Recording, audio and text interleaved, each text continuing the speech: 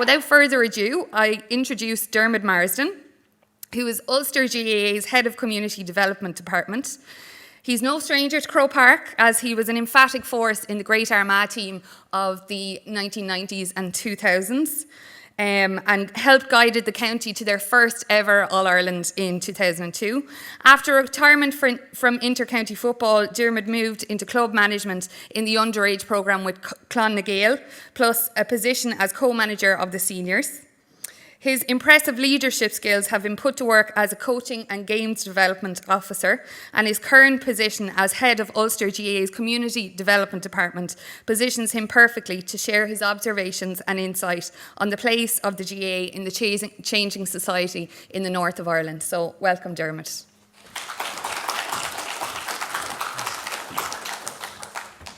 Thank you, Siobhan.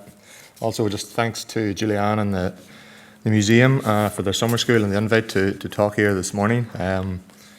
It's great to have an event in Croke Park. I'm sure you're all sick, sore and tired of this virus and social distancing and hand sanitising and everything that goes with it. The sooner we get back to some sort of normality, the better. So hopefully we'll see some sort of activity on the pitch in the coming months, and I don't know what sort of crowd we can get down, but hopefully we'll get back to that sometime soon, because I suppose like most of us here, we probably enjoy sport, enjoy watching sport, and enjoy being part of sport, and that's part of my presentation today about the benefits of sport from my own perspective, but also what we're trying to do within Ulster GAA in terms of outreach and inclusion. So Siobhan has given a wee bit of background to myself. I suppose from a sporting perspective, she's mentioned a few things there representing my county, and that's my club badge there, Clan na Gael in Lurgan, County Armagh. And that's, I suppose, where most of our GAA journeys start, at 7 years of age or 6 years of age. I'll not tell you when that was, but back in the day, and thankfully still going strong, and I'm looking after our seniors who are out in the championship this evening, so we'll be rushing up the road fairly sharpish to see how we get on there. My kids are involved with the club and love it, and what the GAAs give to me personally has been fantastic in terms of the friendships, the memories, that sense of identity and sense of place and belonging. I've got an opportunity to travel the world and meet lots of people from different clubs and counties. As Siobhan mentioned, I'm now working for Ulster GAA.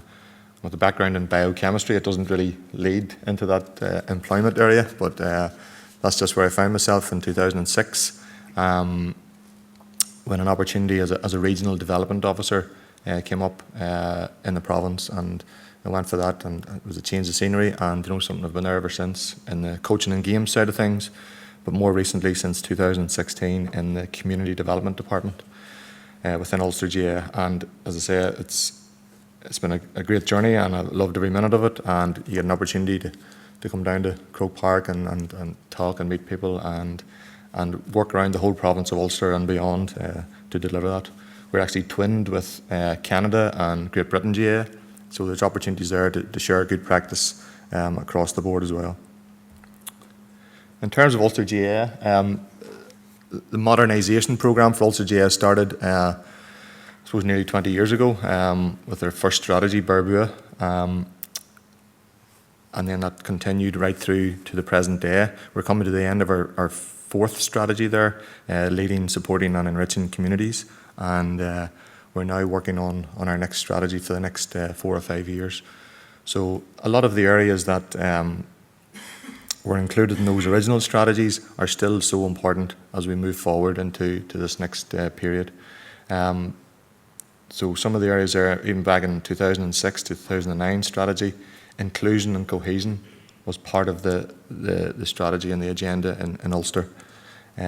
Moving forward, cross-community inclusion, they're always there, they're always present, and important for us as an association, as an organisation, to reach out and to try and get as many people involved in Gaelic games as possible. And in our most recent strategy, one of our strategic goals was purely about promoting sport for social good. And that can be wide and varied in how we do that, but a lot of it is the same activities, the same messages that we were trying to get out in 2006 when our first strategies were to the forefront. That's Danny Murphy. Danny Murphy was the Provincial Secretary of Ulster GAA to 2016 when he sadly passed away, but Danny was to the forefront of all this. Danny would have knocked the doors at Stormont. He would have lobbied the government departments, politicians, other sporting codes to get the GAA message out there, to change those perceptions of what the GAA was about and what some perceive the GAA to be in the province of Ulster. So Danny was a leader in that respect, and many's a conversation he would have had around the executive table, promoting and pushing for the GAA to be recognised, to be able to tap into funding, and to progress things forward. So as a result, there's legacies there around. All our counties have fantastic stadia. The only one left to complete the jigsaw now is Casement Park in Belfast, which we hope will have a planning decision in the next, well, they keep saying the next month or so. So we wait on a positive decision there, and hopefully we'll see some progress in that over the coming years, which would be a great testimony to Danny and the work that he had done over the years. I'm going to show a wee video here now. It's the type of video that we would show to a range of groups and organisations to highlight what the GAA is about, particularly for those groups that have no idea or maybe have a different perception of the GAA. So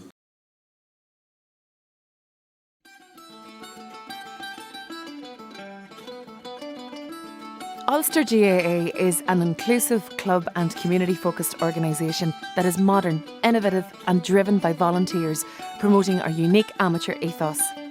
Ulster GAA continues to enable engagement in sport, culture, language and health through well-organised club and county activities facilitated by good governance and fit-for-purpose units. It is our vision to grow our sporting and cultural heritage, embedding good governance and inclusive club and community engagement. There are 6 Gaelic Games codes: Gaelic football, hurling, ladies football, camogie, handball and rounders. All Gaelic games are organised on a non-competitive and fun basis up to the age of 12, and from the age of 14 onward there is a competition structure. The major Ulster GAA competitions attract each year an average of 250,000 spectators, worth around £25 million in economic benefit to the local economy. Ulster GAA reinvests approximately 85% of its annual income back to club, county and community projects. Gaelic players and members do not receive payment for their involvement in the activities of the GAA at any level. The amateur status and ethos is the most important value and aspect of the GAA. All members of the Ulster Council are volunteers. They lead the association at provincial level and set strategic direction. They drive change and they plan and deliver on programmes that impact directly at our grassroots. Ulster GAA's 250,000 volunteer members make a significant annual contribution to the social economy in areas of community development and cohesion, sports participation, health and wellness and youth development through their contribution to their local place. We pride ourselves not just on what we do, but on doing things the right way. We continue to support our volunteers both on and off the field through our player, coach, referees and administrator pathways. Club Mike allows our clubs to benchmark themselves against best practice and ensure they are operating at the required standard. We have developed a number of health and wellbeing programmes to raise awareness of key issues that face our clubs and communities. Ulster GAA engages in several community outreach projects, such as the Game of Three Halves and information talks to non-traditional GAA groups. The Cuchulainn Cup is our flagship cross-community initiative. using sport to break down barriers and develop community relations among young people in towns across the province. Do you know, it's great to be getting to know new people, and it's just like giving respect to everyone, and it's just great to work with a good bunch of people and the coaches and all. It's a good experience, doing new sports and playing alongside people from other communities. As an inclusive organisation, Ulster GAA provides opportunities for clubs to engage in participation activities for males and females of all abilities. Through programmes delivered in special schools, hubs and clubs, we provide opportunities for children and young people with learning difficulties and physical disabilities to engage in meaningful competitions and activities through our GAA for All initiative. In addition to the promotion and development of our games, Ulster GAA is proud to promote Irish language and culture as an integral part of our association. Ulster GAA strive to create and maintain the safest possible environment in which our children and young people can participate in Gaelic games. This vital work places emphasis on mutual respect, equality, safety and non-discrimination among all in the GAA family. Looking to the future, Ulster GAA plans to transform Casement Park into an iconic stadium in Ireland's second city. The mixed-use venue proposes a range of facilities and programmes which will deliver economic, cultural and heritage benefits for the local community. Ulster GAA is a proud association, making a meaningful impact on individuals and communities right across Ulster's 9 counties.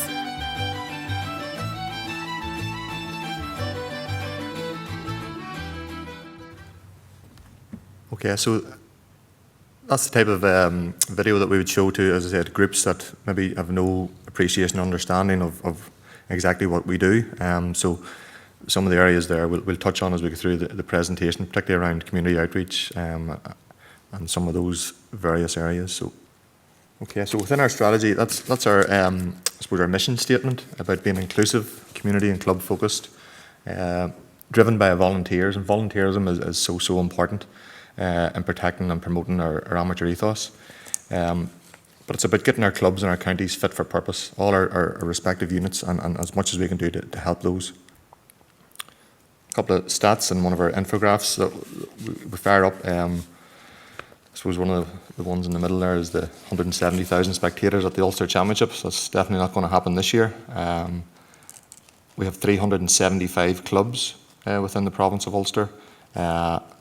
And I see at the bottom there 250,000 GAA volunteers and members. So we are a massive organisation, and it's important that we promote that and showcase that as best we can and as often as we can. In terms of our department in Ulster GAA, that's, I suppose, the area that I look after, and there was as I said, we have a coaching and games department, and within community development we look after community outreach. Health and well-being is so important now within the GAA, our volunteering and club development, our language and our culture, and also we have a Piece 4 programme which I'll touch on as we go towards the end of this presentation. In terms of the structure, that's how we're set up, and most of our positions are funded through various funding bodies. So the Department for Communities provides funding for our volunteer and club development officers. Forest na Gaeilge have provided some funding for an Irish language officer, and the Piece 4 programme, which is administered by the Special EU Programmes Body, provides 3 community sports development officers, which deliver a wide range of outreach work across the 9 counties of Ulster. There's some of the organisations, statutory agencies and the government departments that we work with, and again it's back to the work that Danny Murphy would have done over the years to try and knock on those doors to make sure that we are represented and we get a chance to be heard. So the various departments on the left hand side there, the Executive Office and Health, Justice, Communities. Over on the right hand side you'll see Department of Foreign Affairs, HSE and the Garda. We have links there. With 3 sporting bodies in the middle there which we have partnerships with, particularly the Irish Football Association and Ulster Rugby. But more recently we've a link now with the Belfast Giants ice hockey team. But all the other ones are the Public Health Agency, Probation Board, the Fire Service, the Police Service, Prison Service, and the Northern Ireland Community and Voluntary Association, NICFA in the middle. So all those agencies and bodies we need to work with to make sure that we can deliver for mutual benefits. So a lot of those organisations look to the GAA to get their message across to young people in particular, and to see that the reach that we have as an organisation. It's important that our clubs make links at local level, so with their local authorities, whether it's the county councils, as you see on the right-hand side of the slide there, Cavan, Monaghan and Donegal, but within the 6 counties we have 11 super councils, as they're referred to, and it's important that the GAA and the local clubs and county boards are heard there and are represented. I am based in the Armagh City, Banbridge and Craigavon Borough Council, and it's quite a big area, quite a big population, but there'd only be one GAA council facility pitch, whereas there's numerous numbers of soccer pitches, cricket pitches, rugby pitches. So there's something we have been trying as a club to try and get some sort of community use facility that's run by the council and that our GAA clubs can use during, say, the winter months. So whether that's grass, floodlit or all weather or multi-purpose, these are the type of things that we would be helping clubs at local level to do and to try and make their presence heard. We want our clubs to be recognised by these councils for the work that they do, whether it's on the field, whether it's the volunteering aspect, whether it's health and well-being, and we want our clubs to be in a position to draw down funding for small capital projects or for drawing down funding for equipment and things like that, which are available. So it's important that we do make representation and encourage our clubs to link in with the local authority community plans which are in place, and to make sure that the GAA voice is heard. We've mentioned community health and well-being, and we have a fantastic relationship with the Community and Health Department here in Croke Park. Our health and wellbeing manager is Maura McMenamin, and she would link in with the national committee here, and we would roll out our various health initiatives and promote the Healthy Club programme, which some of you may be aware of, across our counties and our clubs. Some of those areas there are fairly straightforward around mental health, healthy eating within our school environment. Live to Play, the one in the middle, is our road safety programme, which has been well recognised by the Road Safety Authority and the PSNI in terms of getting that message of safety, whether they're walking or learning to drive. Of course, our big thing is to save lives. So that has been well received, and a lot of those areas are well received across the board. And we're now finding that these are areas, whether a club runs a Couch to 5K or whether there's an exercise class or a walking group, that non-GAA members would attract and migrate towards the club because of those activities that are outside of our normal sports. And we're finding that's a great way of getting non-traditional GAA people involved within our club environment. As I say, we are a key community anchor, and we think we do much more than just send out our underage and senior teams to play games. In terms for Ulster GAA and challenges, we work across 2 jurisdictions. So the map on the top, you can see the lighter green colours of Donegal, Cavan and Monaghan, and we have a responsibility to deliver one side of the border, but also to deliver and be on top of things within the 6 counties on the other side of the border as well. One of the most recent difficulties or challenges was around the whole restrictions and phases between the southern government and the northern government, and the officials in Ulster GAA really had to work hard to try and get the balancing act right. So whereas down here we moved through the phases fairly quickly, and up north it just wasn't moving as quickly, so we had to get, and also the GAA didn't want to leave the 6 counties behind, so there was a lot of balancing work going on over the months of May and June in particular, and thankfully we got that right. It's actually got to a stage now where the north is slightly ahead in terms of the restrictions, whereas the brakes have been put on slightly here. So we now are allowed to be 400 at our championship game tonight, whereas there's 200 permitted at games down south. So those are the balancing acts that we have to work across. And I think the officials that worked on that, and we've members of the National Committee, the COVID-19 Return to Play Committee, have done very, very well in doing that. The map on the right-hand side, the top right, is basically, I suppose, the religious breakdown. And the areas in red or deep red would be those more associated with the Protestant community or non-Catholic community, and those areas in blue, you can probably pick out some of the areas there, South Armagh and West Fermanagh, South Derry, were heavily of a Catholic population, the Catholic side of the community. And these are the balancing acts that we need to do, because clubs within those areas of maybe traditionally a Protestant community have their own challenges in terms of progressing and attracting new members. Of course, there's a politics sign there, and you know, people do view the GAA as being highly politicised, but you know, our rules state that we're anti-racist, anti-sectarian and non-political. So that is the way we operate.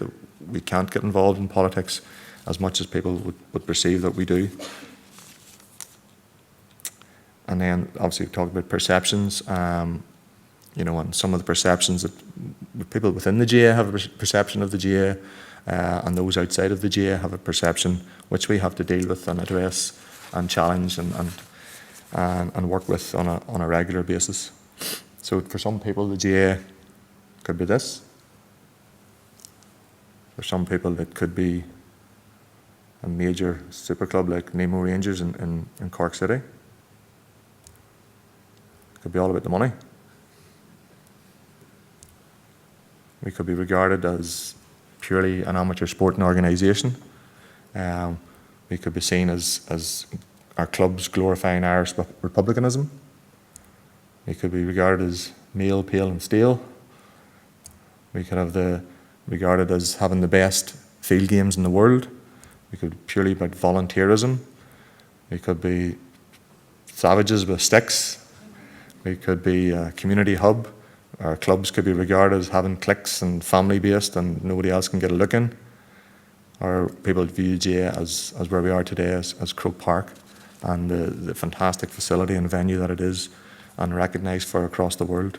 To me, I regard ourselves as the greatest amateur sporting organisation in the world. And it's up to me and others like me to prove that and to showcase that to others that maybe haven't as much an understanding of the GAA as we do. Before Christmas there, we set out an audit for our clubs, 375 clubs in Ulster, to get some issues or to answer some questions. It was a fairly lengthy questionnaire and survey, which took a bit of time and pressing to do, and eventually we got some sort of joy around February, March time, where we got 330, 340 responses, which wasn't too bad. But some issues that came out, there's small clubs really struggling, you know, around numbers of members and players and governance issues.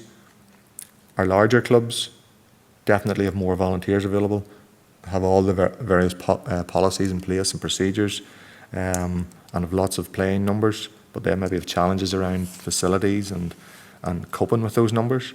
In terms of our diverse groupings, whether it's from different religious backgrounds, ethnic backgrounds, disabilities, we are low and probably really low across the board. So there's a piece of work to do there to try and increase those members. But with more and more clubs reaching out, and as I mentioned, the health-focused activities, that's coming clear in our survey responses. So we'll publish that soon and give a bit of a breakdown on that over the next month or so. We're trying to get that finalised. We mentioned the Department for Communities. So we have a programme there which we go jointly with the Irish Football Association and Ulster Rugby to draw down funding for a club development officer and a volunteer development officer. And each of the three sporting organisations are able to tap into that to deliver, I suppose, volunteer development and club development across the province. So these are just some of the areas that, and this has been maybe 10 or 12 years now since we were able to draw down this funding, and that's the title of the programme, sport, a home for lifelong volunteering.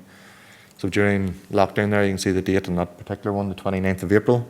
It was a webinar delivered, and we had maybe 70 to 100 people registered there from across the 3 sports. I think in the main, most of our responses are from a GAA perspective, and I think that's down to the work of our clubs, and our clubs being in a good position to deliver and ready to learn and embrace various things that will help them develop.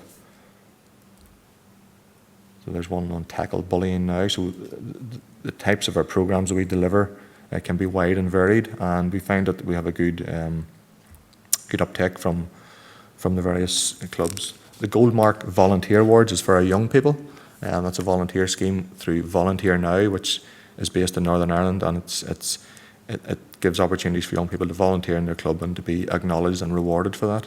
So again, the 3 sports are heavily involved in that. This is our club officer training, which we have a link with the National Officer Development Committee here in Croke Park to deliver. And again, this is something we've been delivering for nearly 10 years now, and we've linked in with the national office here to deliver that on a more consistent basis, that we're not duplicating.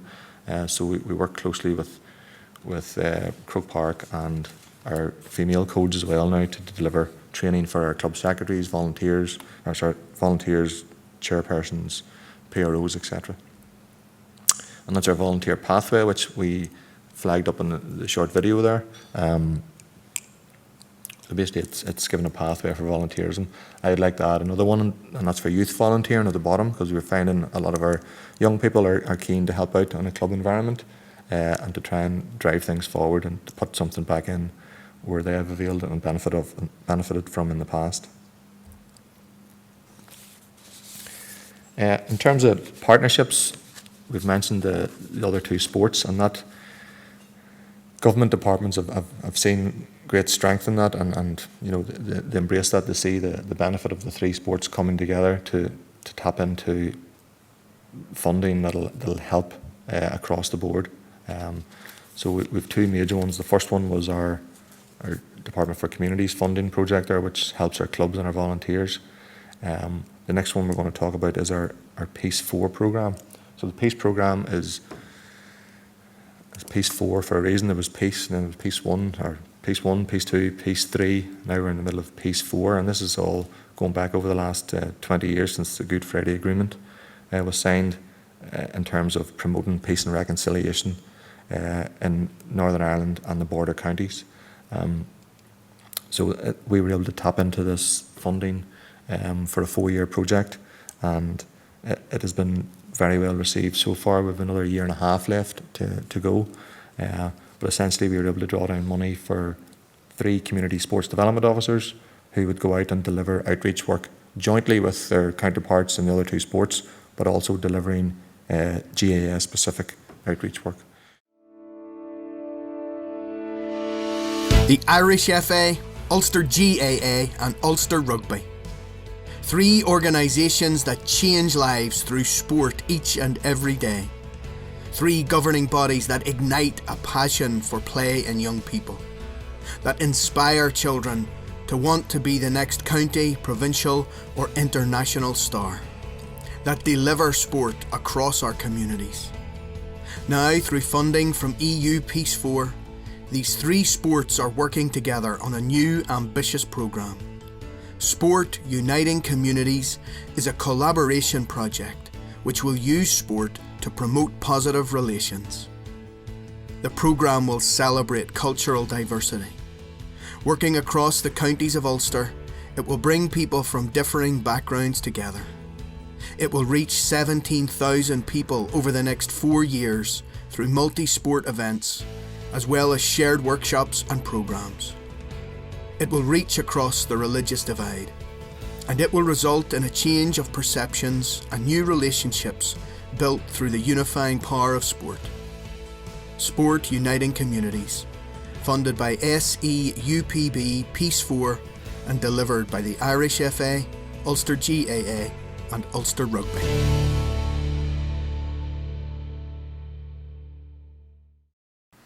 Okay, so just to sum up the programme there, it's a collaboration, as the wee video would say, between the 3 sports.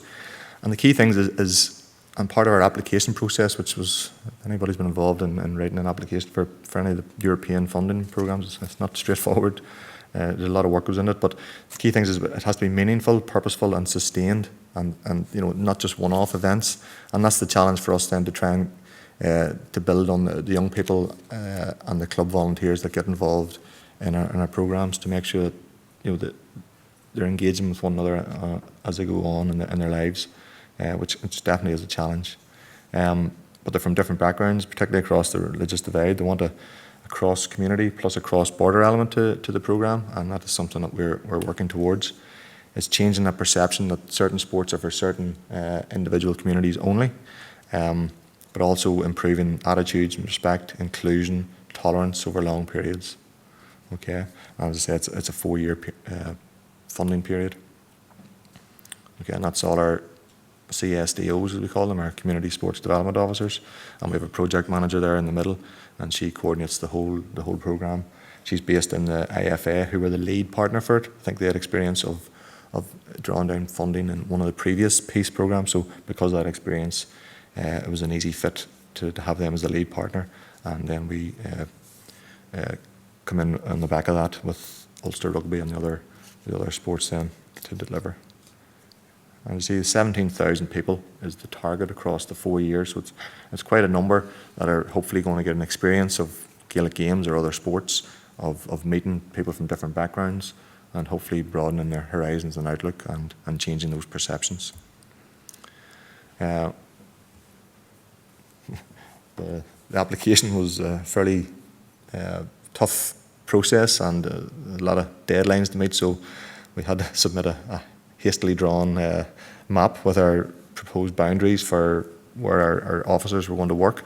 So this is our Sharpie drawing, which seemed to work okay because we got awarded the funding. But in Area 1 there, that's the Greater Belfast area. We've Ryan McShane works in there alongside equivalents from other sports to deliver, and that's taken in, I suppose, East Antrim and the North Down and the Ards there, the Ards Peninsula, number 1.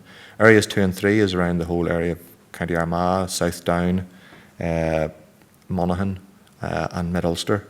And again, a similar population size to the Greater Belfast area. So Pearse, Caherty, who's mentioned there, works across both of those areas. And then, I suppose, going further west then to areas 4 and 5, which is obviously a massive area in terms of travelling and trying to cover it all. But again, population-wise, it's probably similar to the other two, so that's the rationale behind that. So the boundaries are drawn along county boundaries, but also some of those council areas that we flagged up previously. So the target for the lads is to try and work within their areas to deliver the programme as set out. So that was a quick snapshot maybe a couple of years ago, or maybe after year 1 or 2, where we looked at the engagements and the clubs that have got involved. Ulster Rugby has a bit of a disadvantage. There's only 50 rugby clubs in the province of Ulster, whereas we have 375 GAA clubs. So we'd expected to engage with more GAA clubs than rugby, but that's not to say the rugby clubs can't get involved in more and more programmes from a local level. And that's what we hope to do there. Ideally, you'd want in a town environment that the local soccer club, the GAA club and the rugby club will come together and roll out shared activities. And that is the case in some areas, but in some areas it's just not possible. Where the rugby club, for example, could be isolated, or it could be 10 miles, maybe more from the nearest soccer or GAA club. That's the joint deliverables that we have within this programme. So the game of 3 halves is basically where kids come together and have a go at Gaelic games, rugby and soccer. The mix-up, so they come from different backgrounds. So that could be done in a school setting, youth group setting, or club setting, and they come together to play those sports and try out sports and work together basically through sport to break down those barriers.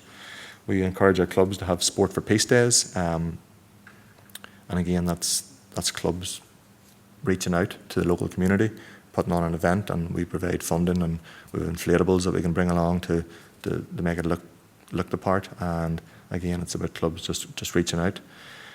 Then we have training workshops, so how our clubs can become more inclusive. We mentioned the gold mark volunteering for our young people. It's part of this programme. We do training for our clubs and volunteer development. We do stadium tours, so Kingspan Stadium is the home of Ulster Rugby. They have a museum and a specific tour. Windsor Park is the IFA home, and again they have a museum and a tour associated with that. We don't have Casement Park just yet, so what we've done is bring the group down to Croke Park and do a tour here, and it has been well received. And they come together, so there could be representatives from 6 or 7 GAA clubs, 6 or 7 soccer clubs, and 6 or 7 rugby clubs all coming together a day out and sharing those experiences. So it has been well received. Youth leadership, again, it's about leadership, but it's about that community outreach and being leaders within their own communities. Have a go days can be just encouraging people to, whether it's a carnival or a fair or some sort of event, community event, to have a go at each of the 3 sports. We do a bit of work with Black minority ethnic groups, and one of the targets is around encouraging those groups to take part in each of the 3 sports. And we have a good relations conference every year where the theme changes, but the key message is around good relations and outreach. And you can see the targets there and the participants. So the first 2 years we're well ahead of our target number. 2020, like everywhere else, has been a bit of a wipeout, but the funders have been fairly accommodating and understand that the challenges we have, because we're about bringing people together, and in these times we just can't do that. So we have to be a bit more creative. So there's been a lot of online stuff, but we can't get into the schools. Even the schools go back in September. The chances of schools coming together and getting on buses and things like that is probably not going to be realistic. So we'll just have to bide our time with that one and hopefully address those as we go forward hopefully into 2021. So these are just a few images of some of our programmes, the work that's been going on with the BME engagement, our volunteer development programme, and again those are representatives from the 3 sports coming together to learn and share ideas. And it's not that there's no threat to that. They're not going to lose players, but they're obviously sharing ideas, so they're hopefully going to benefit from that coming together. These are good relations conferences, which we've had 2 so far, and another one coming up hopefully in September. It may need to go online, but we'll see how we go with that one. That's our game of 3 halves. As I say, the kids coming together have an opportunity to play the 3 sports, and for a lot of them, they've never had a chance to play Gaelic games. So from our perspective, we're showcasing our games. And if you go back to that club survey audit, we possibly don't have members.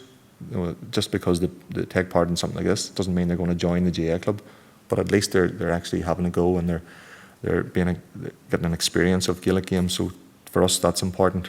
Down the line, it could prove beneficial in terms of themselves or their friends or even their own children down the line taking up Gaelic games. And that's just some of our inflatables that we talked about. That we roll out at Club Sport for Peace Days. So these are all things they're gimmicky, but they're good, and they're great for children to come and have a go and have a bit of fun. Getting to know the GAA is one of our targets as well. So in many occasions we'll be asked to go and basically explain what the GAA is about. The first video I showed this morning was exactly what we would show then, to show what Ulster GAA does, that it's more than just what happens on the field, so everything that goes around that. So we have a flyer there that's delivered as part of that. So there's a wide range of groups that would come to us and would ask for this presentation, whether it's in a school setting or a community group. We deliver every 6 weeks to the PSNI Training College. So for those police students that have no idea of what that GAA club is in their local community, this is important to highlight what goes on there. So they need to know what the various establishments are in their community. So it's important that we go out and get that message across. We have a very strong relationship with the PSNI. They're now a visible presence at all our major games. We roll out health and wellbeing initiatives, the One Punch Can Kill campaign, the Live to Play Road Safety, and areas around mental health and suicide awareness. we tap into the expertise of the police around that, and they again use ourselves to get their message across. So that's important. There's still challenges. There's GAA clubs that will not entertain the thought of a PSNI officer coming into their club to deliver something.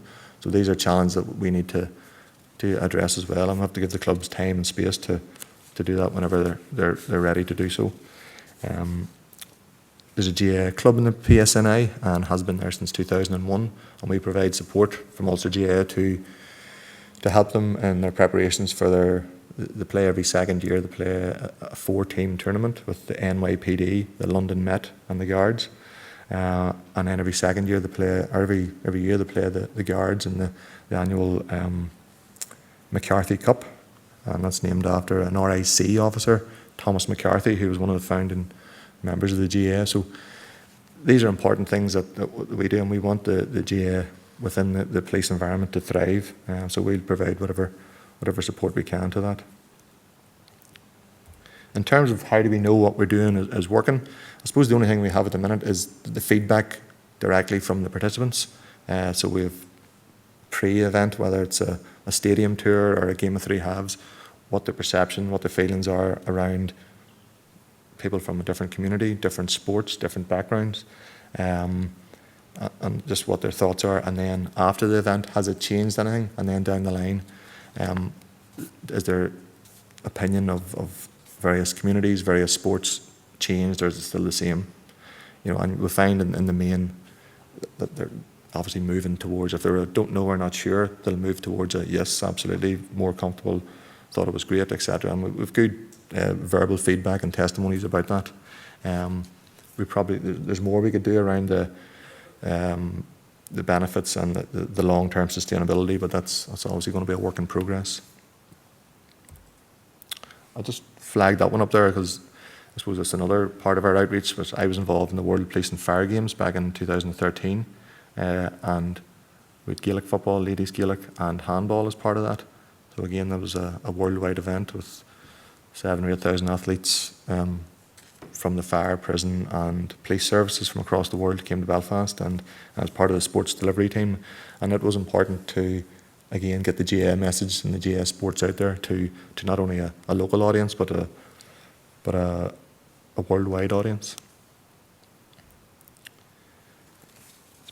This initiative here is probably our flagship. You would have seen it mentioned briefly in the initial video. We have another wee video to show here shortly. But this is our flagship cross-community initiative, bringing young people together through Gaelic games. It's been going on since 2008. We have over 60 schools, maybe more involved, across maybe 20 different towns or areas across Ulster. And we've introduced ladies Gaelic to it more recently as well when the peace programme came on board. So part of the delivery of that is we bring schools, so say in a town we'd bring boys, say from a Catholic school, from an integrated school and from a Protestant school together, and none of them, even those from a Catholic school, would have very little background in the GAA. They may well have played at the primary school, so bring them together. They avail of the getting to know the GAA talk. They will do a coaching session, taster session, and then prepare to come together as a team. So they'll represent, say, Craigavon, and they'll call them Craigavon Cuchullins. They'll come together, then boys won't know each other, and they'll come together and use sport to suppose, cross those barriers and move forward as a team and play in a wee blitz then as we operate. And we usually get 4 teams every year to do that. So for example, last year we had teams from Antrim Town, Enniskillen, we had a Belfast team and a team from Ballymoney, and they came together to play as part of their town or their area Gaelic games, so they play Gaelic football and hurling. And as mentioned, we've introduced ladies Gaelic and camogie in the last number of years there, so it's been very well received by the schools and the children.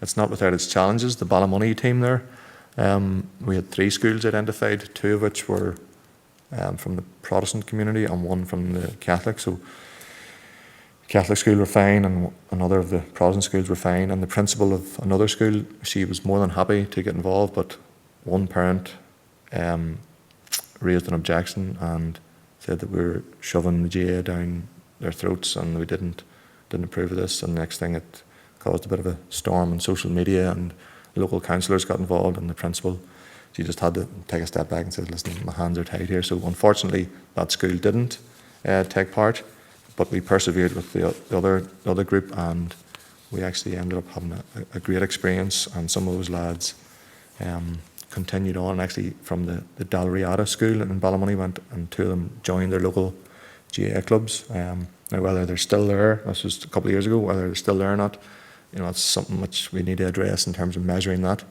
But it was disappointing that the other school wouldn't, just because of one objection, but I can understand totally where the principal was coming from.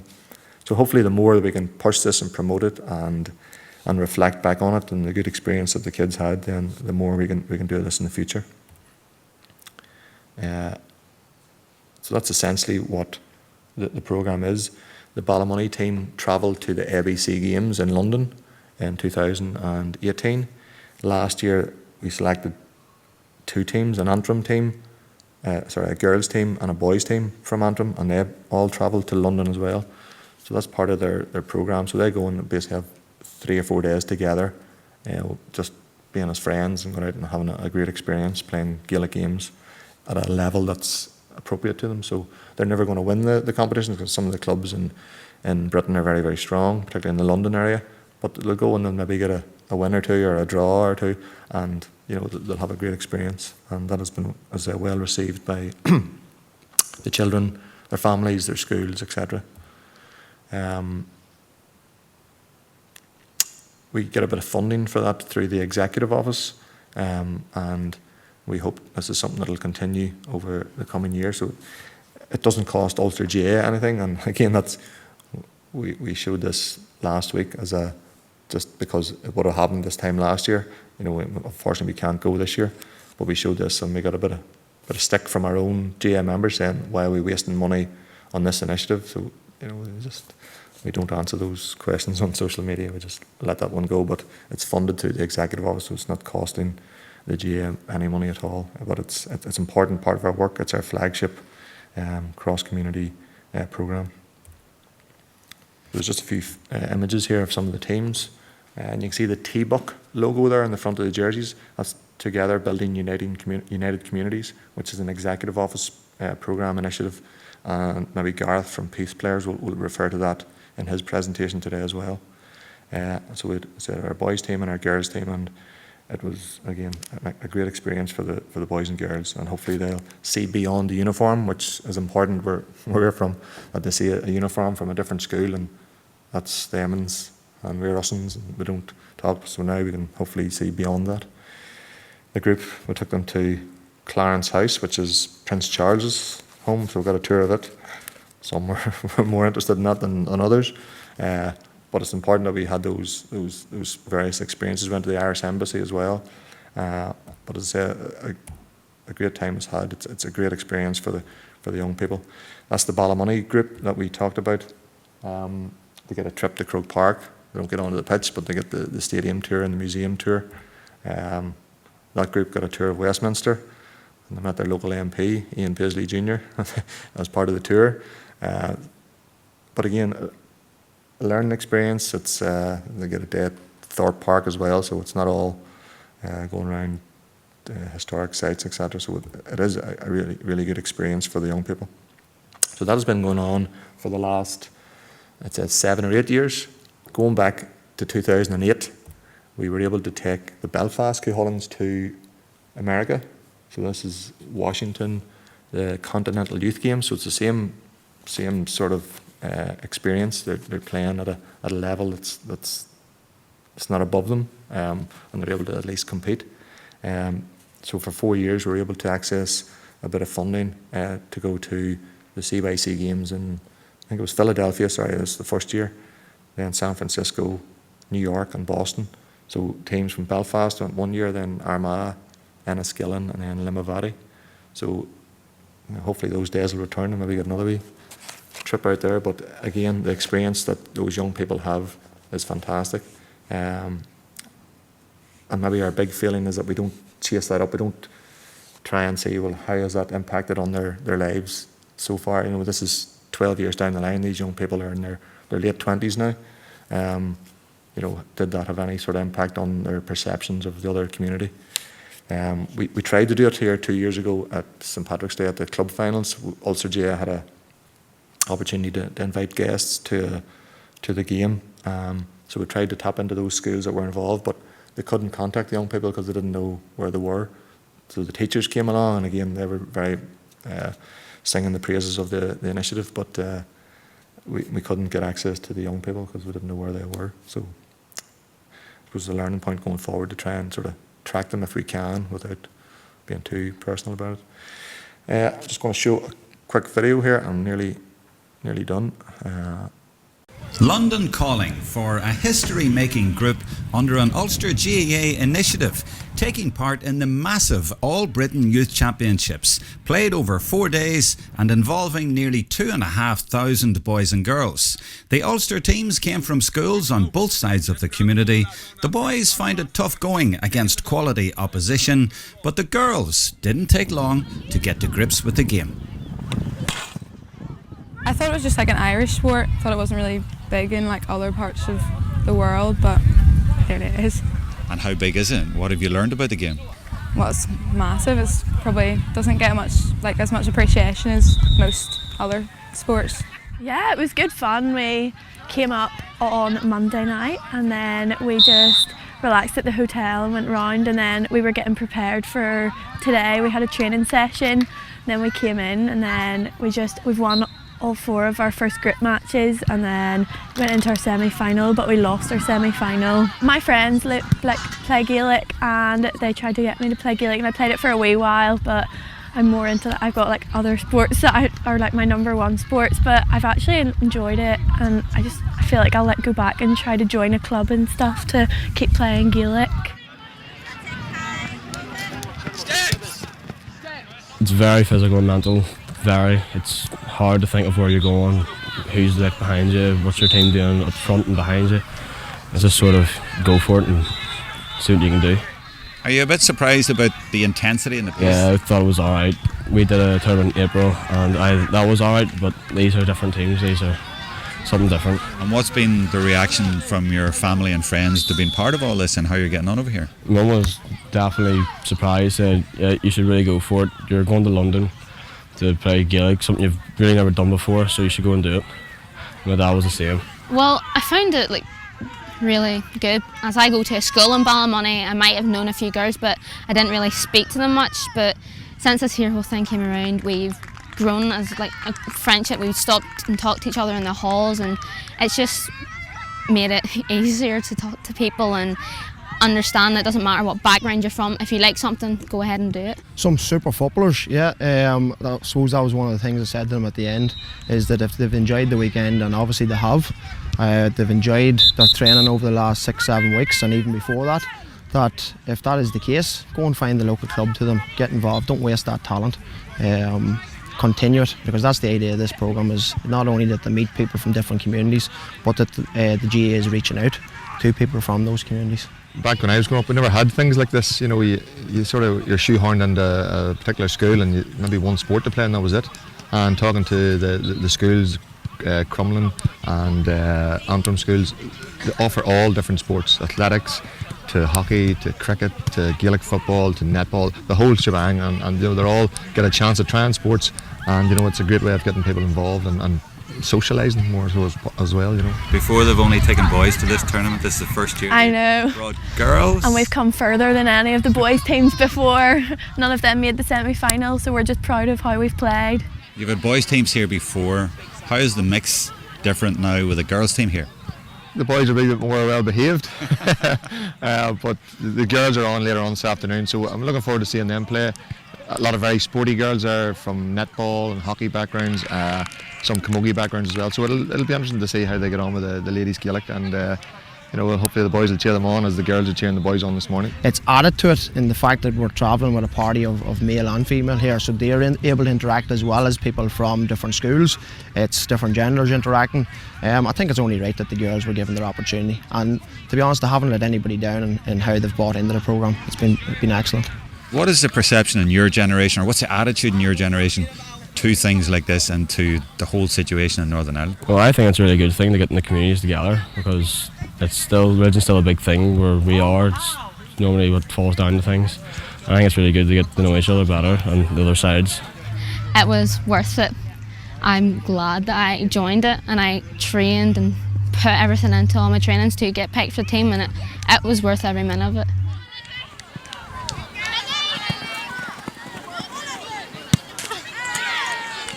These people that are here with us, they wouldn't have seen any of the troubles, they wouldn't have seen it. They might have heard about it, but they've grown up in a different era, as you say, and it's wonderful that they can now express themselves together, and play our games as well. And there's nobody making them do this, they're doing this of their own initiative, and I think the schools have to take great credit for that as well, that the schools are behind this initiative, and our coaches as well that have worked with them and brought them to this. But it's a different era, as you say. They're all going out with their phone, their mobile phone in their back pocket or in their hand, it's a different times, but they're great people.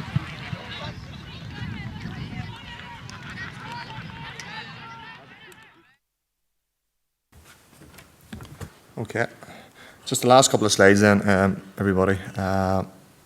This is one recent one where the Department of Justice, alongside the Department for Communities, approached the three sports plus the Belfast Giants ice hockey about getting some sort of initiative in conjunction with the police to try and, I suppose, address those areas where young people can get influenced by paramilitary. So this is something that has developed even during lockdown, and I think the funding has been made available, and so we will deliver say a three-week programme once a week for young people around Gaelic games, with taster session, maybe even an introduction to wheelchair hurling or something different alongside a bit of learning, and likewise the other sports will do the same. So this is going to happen hopefully in the coming months. Again, it depends on the restrictions that we have, but the key thing there is using sport as that hook to keep people out of trouble as such, and to hopefully direct them down a different path. So we'll be interested to see how that rolls out, but as you can see, it's the same thing. It's the sports coming together that other organisations, departments, government departments will see as the way of getting good messages across. In terms of a local level, this is my own town of Lurgan in County Armagh. It's divided along ridges lines, and literally you could draw a line down the middle where there's the Protestant community and the Catholic community. And there's a bit of work over the last number of years in terms of the local rugby club coming together with the local GAA clubs. So last August there was an open event where the Armagh senior footballers came and done an open training session alongside Ulster Rugby. So I suppose that the key people there, Jacob Stockdale is from the Lurgan Rugby Club, and that guy on the left there is Andrew Mornan, but we've from Armagh, he's from our town, as well as Stephen Campbell, who'd be the captain of Armagh. So they were there, and it was great for the young people to come and it's just showcasing. So a lot of people from my side of town, if you want to call it that, would never have been at the rugby club, but there's good relationships there between the two sports organisations, as well as the local soccer clubs as well. So at a local level, that's the type of thing that clubs have started to do themselves rather than us impose it upon them, or the organisations imposing it. So this is something that the clubs have taken up, so it's great to see. More recently,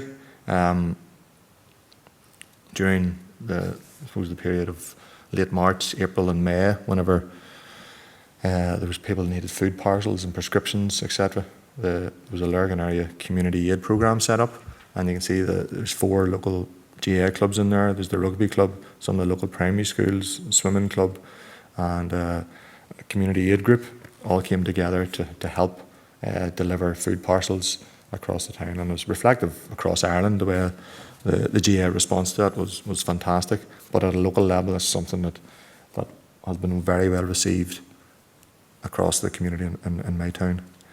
I suppose I can't leave without mentioning East Belfast, who some of you maybe aware the club set up basically in the last number of months, and how they fast-tracked it is unbelievable in terms of the interest and the numbers that they got.